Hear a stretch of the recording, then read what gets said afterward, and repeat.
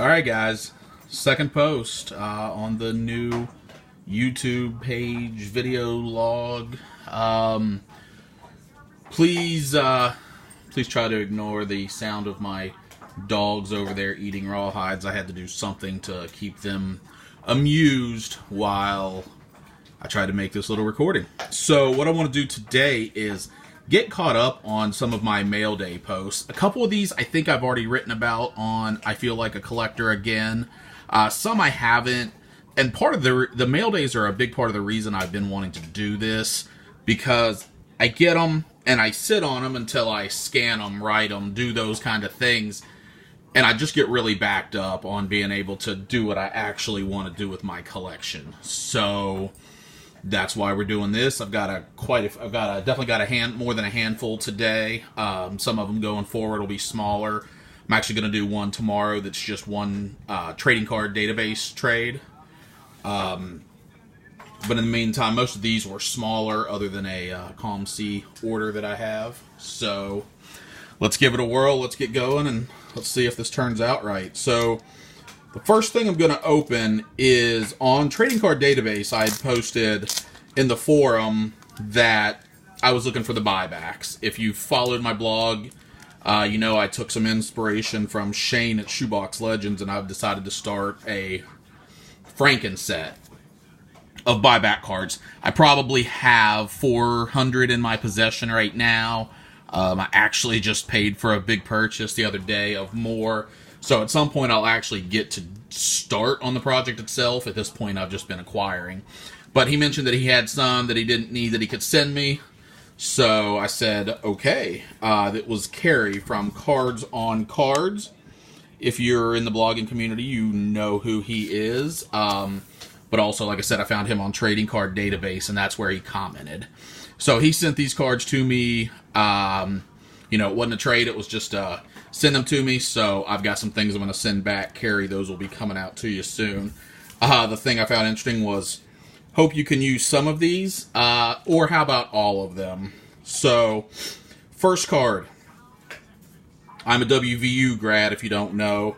So we have a Mike Gansey Press Pass card, just a base from the season after he left the Mountaineers. I can tell you, Mountaineer basketball was a lot more fun then. I have a hard time getting into it now.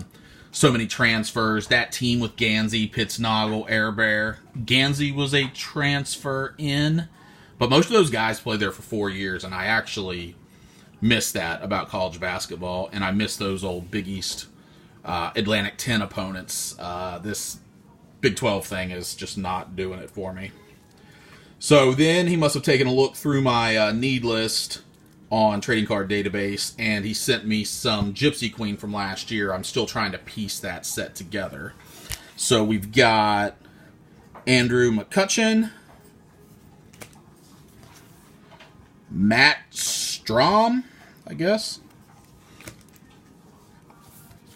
Starlin Castro. I don't know how to focus this thing. We'll figure it out. Jacoby Ellsbury, Adubel Herrera, Roman Quinn, Garrett Cole, no longer with the Pirates, I believe, Andrew Miller, the most expensive setup man in the history of setup men, I think, and a Hunter Dozier rookie. So those were for my Gypsy Queen set. Moving on, I'm also working on the 87 Topps insert set from last year, casually. 87 Topps was the first. 87 was the first year I collected cards. So Topps and Donners from 87 will always have a special place in my heart. So we have the Anthony Rizzo that I needed for the set, and we have Noah Syndergaard. And finally, what the actual precipice of this was the buybacks. So I have a 1986 Rick Langford silver rediscover Topps, a 1987 silver rediscover Topps of Fred Tolliver, And the last card, and definitely my favorite of the buybacks, the bronze version of the Dennis Eckersley. As a kid, you know, I wasn't a Pirates fan. I grew up an hour south of Pittsburgh, but really wasn't a Pirates fan. My teams changed as a kid. I was bandwagon. So there was a point where the A's were my team with the Bash Brothers and all, and Eck with that sweet sidearm delivery that I tried to emulate. Didn't work real well.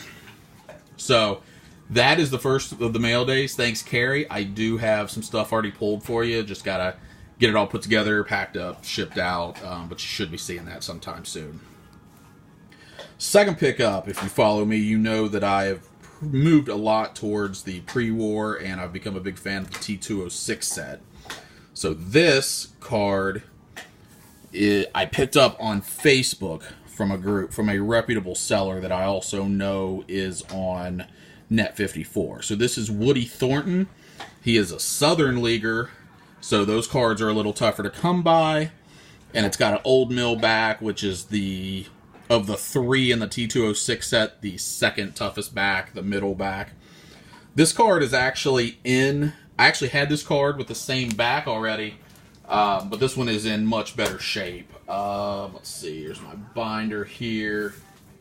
I don't know if I can even do this so you can see in the top. Oh, hey, that didn't go well. Oh, I knew we were going to have some technical difficulties, and hopefully you'll bear with me and laugh at me and everything else. So let's get going here. But I'll turn it over to the back. You'll see the old mill back on that. Has a lot of paper loss, but that was something I picked up off Net54 pretty cheaply. I was pretty happy about it at the time. Thornton played at my alma mater, West Virginia University. There's two guys in the set that did, and there goes my tripod again. Awesome. So both of them, unfortunately, are Southern Leaguers, which makes them a little more expensive. But, you know, it is what it is, and what are you going to do? And all you can do is have fun with it, and we'll go from there. Next one is a Facebook pickup from another group, from a vintage football cards group. This is one that has been on my most wanted list for a couple years, probably like a top 10. It's readily available, but I just waited for a price, that I was happy with, and I was able to get this Hank Stram Dallas Texans coach card for $10. That was delivered. I grew up in West Virginia. We didn't have cable when I was a kid, so I listened to a lot of football on the radio, and Joe Buck and Hank Stram were the Sunday Night Football announcers for a few years, and I just became a fan of him through that, and then also later through NFL Films, where he was mic'd up during the Super Bowl. Card's in great shape, got a great deal on it. What helped me get that great deal? Somebody wrote an X on it. I don't know why, but other than that, it's a beautiful card, has great eye appeal. Slightly off-centered, but I'm not going to complain for $10 when most of them on eBay are going. Poor grades are going at a bare minimum of $18. So I'm going to move over to a ComC order. I've already taken some of them and put them on the I Feel Like a Collector Again blog. Here's some of the ones I hadn't gotten to yet. This is my first T205 card. Charles Hempel. I don't know that much about him. What I know is that I got it for $16 and that was graded. So I wasn't going to pass on that. Obviously, poor grade. But when you're talking about, what are we talking about here? 110-year-old card. I'm not going to complain. So a couple bloggers, we have Angus I think it's Dog Day Cards. Big Browns fan, posts about Browns all the time. I'm not a big NFL fan anymore, but when I was a Browns fan. Again, grew up an hour south of Pittsburgh, and don't like the Steelers, despise the Steelers. So I had family in the Cleveland area, so I was a Browns fan. So for nostalgia's sake, I picked this up. This is what I'm calling my reacquiring youth, or something to that effect, of my collection. I actually had a copy of this back in the day, probably in '99. Who knows how much I paid for it. But this one, I think I paid like $3 for graded or something ridiculous to that effect. And another thing that got me doing that was Fuji. If you follow the blogs, San Jose Fuji, he had picked up a Tim Couch card a couple months ago, and it just got me thinking about it. So went and picked that up, searched. A couple other randoms off ComC. Got a 1951 Bowman that I probably got for less than $1. I won't say I'm working on the set, but I acquire them as I can. And then someday I'll actually have enough to justify that I'm working on the set. I always ask the question, at what point are you working on the set? And is it 10%, 20%? I don't know, but I am not there yet. Loved Action Packed as a kid. Jeremy Roenick was my favorite player. This was cheap. So I picked it up. It was probably like 50 cents. I think I saw it, if I remember correctly. Somebody was running a sale, so I picked it up just to throw into my Blackhawks binder. The next three are a former Mountaineer baseball player, well, actually football player that played in the majors for parts of 3 seasons. Wasn't all that successful, but I do have a collection of him. I'm trying to, get one of everything. It was pre 500 Bowman parallels, etc. day, so it's possible if I can come into them. First thing is a 93 Stadium Club Darryl Whitmore first day production. He played for the Mountaineers, undefeated team in '88, was a freshman cornerback, and broke his leg in the final game of the season against Syracuse. Didn't play in the Fiesta Bowl against Notre Dame, and I blame that, and Major Harris getting hit. That's the only reason that we don't have a national title. And I'm going to stick with that story. I have I'm not even sure quite what year this is. It looks like 94 Pro Cards, Edmonton Trappers. Love that color for the Marlins. I wish they would go back to that color scheme. That old teal, whatever it was absolutely beautiful. Whatever they have now is ugly. And a 94 Score Gold Rush. I had the base, but the Gold Rush, they were nice. Man, those things chip bad.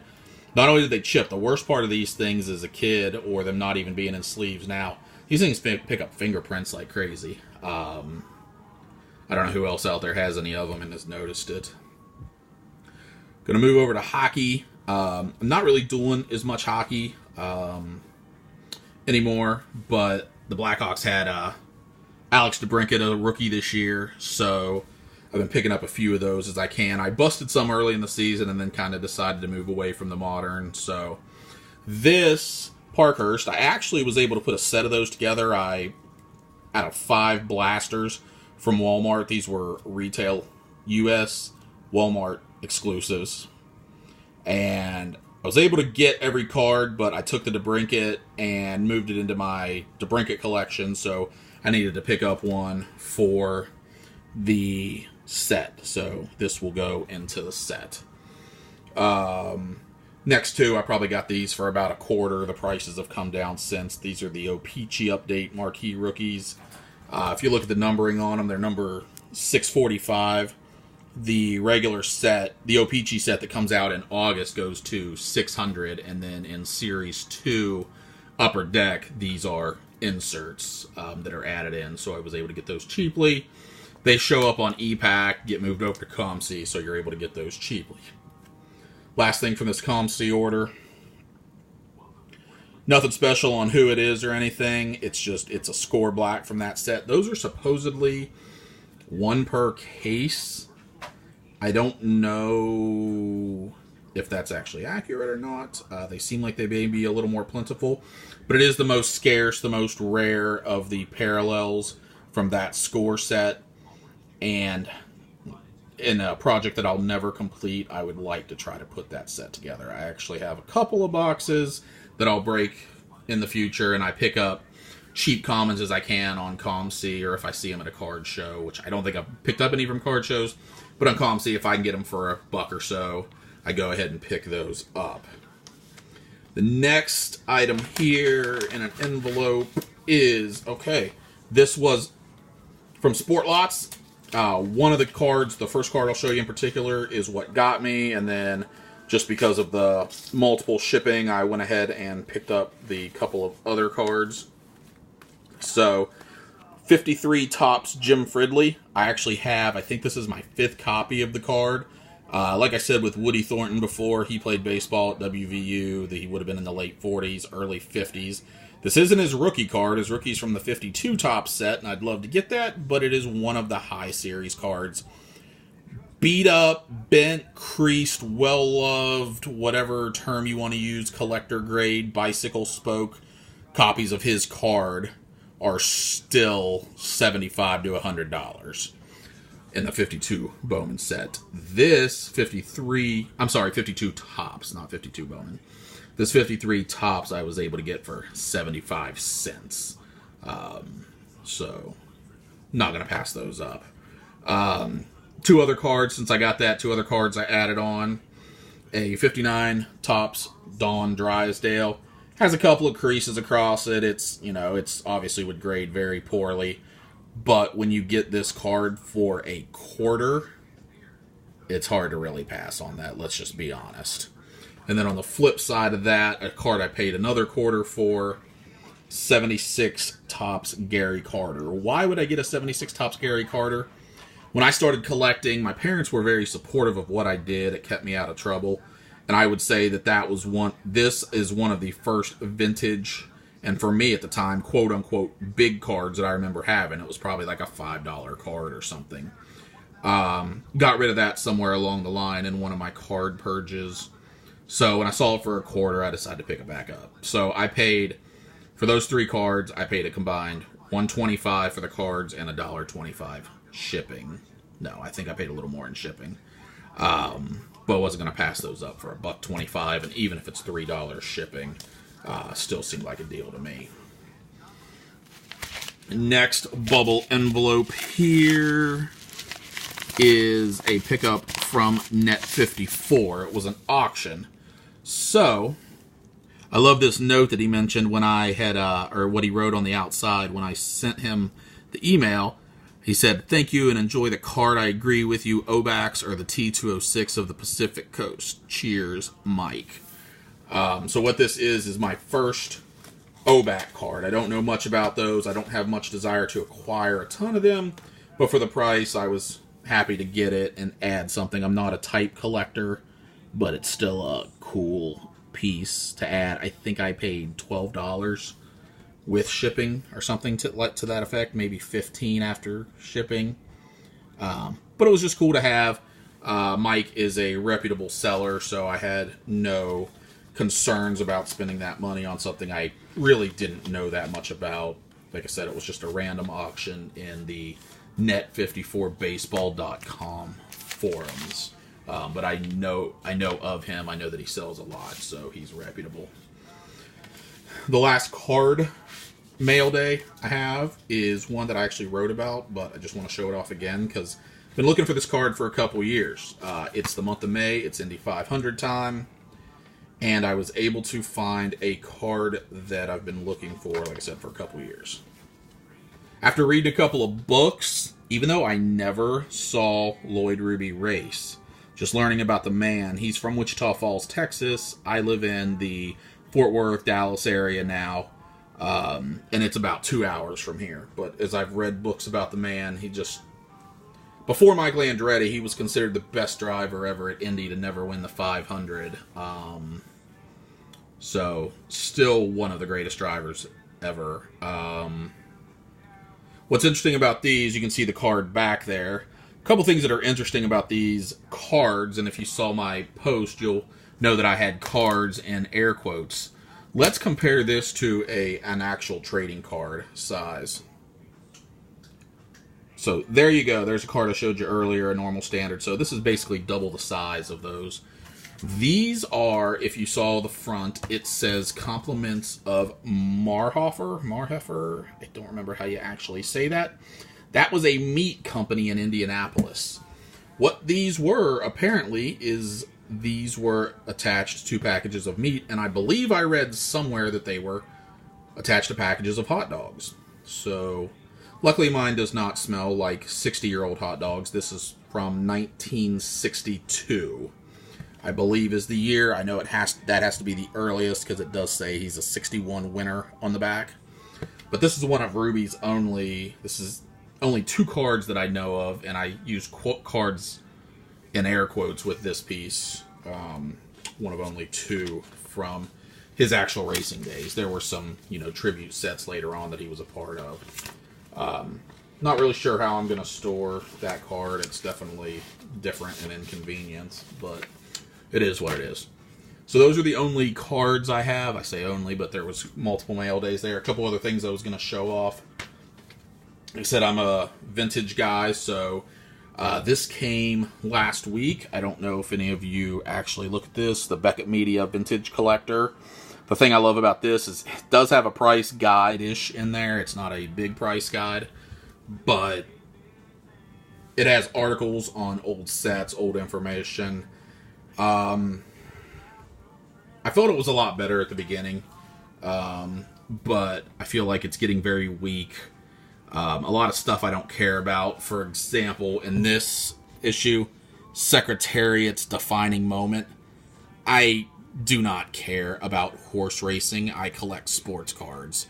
So that's kind of it. There's a lot of advertisements in there. The articles just aren't quite as informative as they were. They post a lot of, they do quote-unquote articles on auctions and auction results and random stuff, and it's just not my thing. I subscribe, so I have it because I'm working on a library, so to speak, a reference library.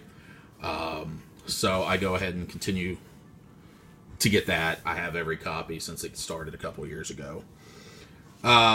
Speaking of that library, I made an eBay pickup a few weeks back. This is a magazine called the Vintage and Classic Baseball Collector.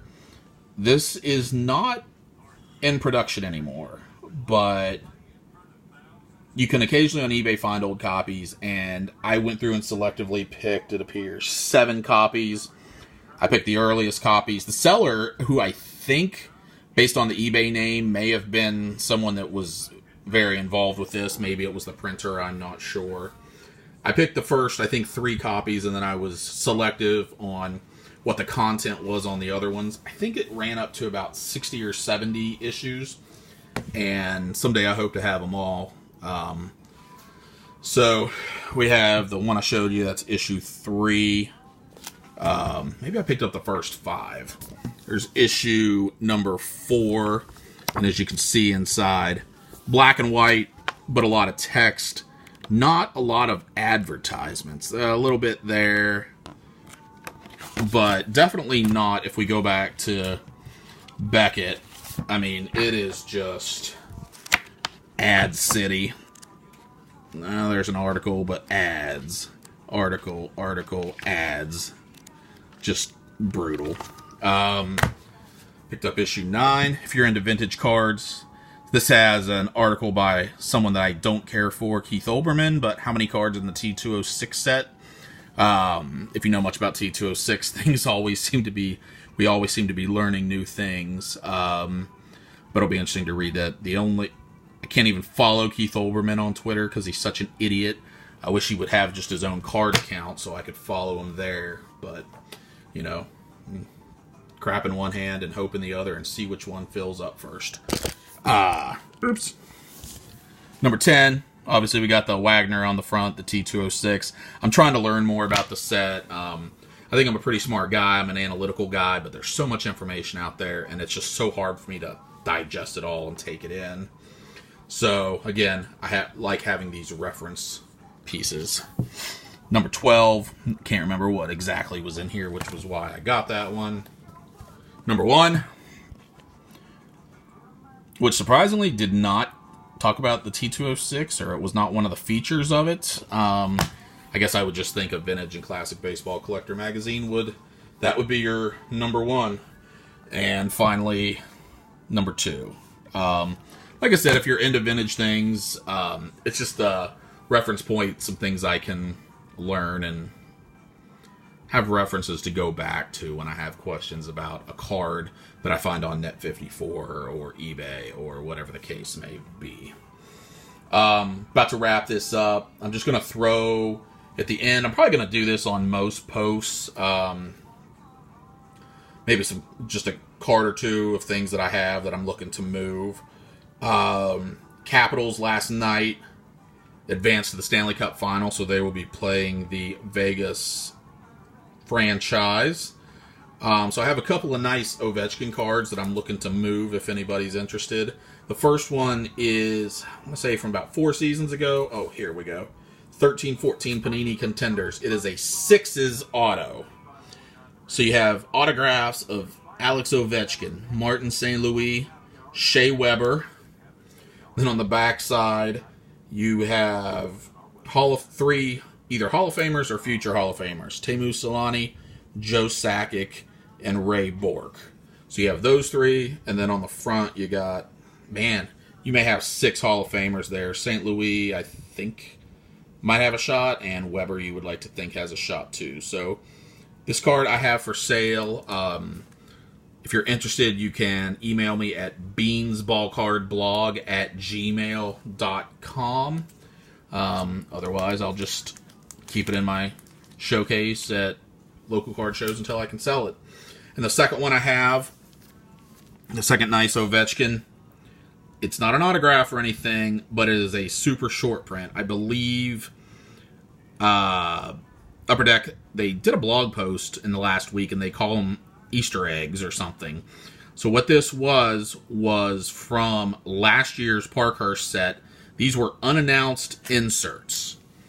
And it seems like I was actually, I guess, one of maybe the first one to discover these in packs, because I contacted Stephen LaRoche on Twitter, who was at Beckett at the time, and he didn't know anything about them and ended up writing a blog post and credited me with the image and all of that. But yeah, they weren't listed on packs. I think part of the 'Tis the Season deal with the Christmas, because they repeated it again this year, is that these do come out right around Christmas time. I was running around in mid to late December from Walmart to Walmart trying to find blasters of Parkhurst. So I have that. It's a super short print. To be honest, I think there are probably less than 10 copies of each card in existence, because you just don't see them very much on eBay going through sales history and whatnot. I am pretty firm at $100 on this one. I've had people, when I had it listed on eBay, say, well, other ones went for this, others went for that. I get that, but just because a scarce card of a superstar goes for one price doesn't mean that it's really what it should be going for. Just because something sells for less than it should doesn't bring the cost of everything else down. So again, if that's anything you're interested in, you can get me at beansballcardblog@gmail.com. Well, that's it for today. Hope you enjoyed it. Hope you deal with you don't have vertigo or anything from me knocking this tripod over, and hopefully you made it all the way through 28 minutes. I will talk to you later on.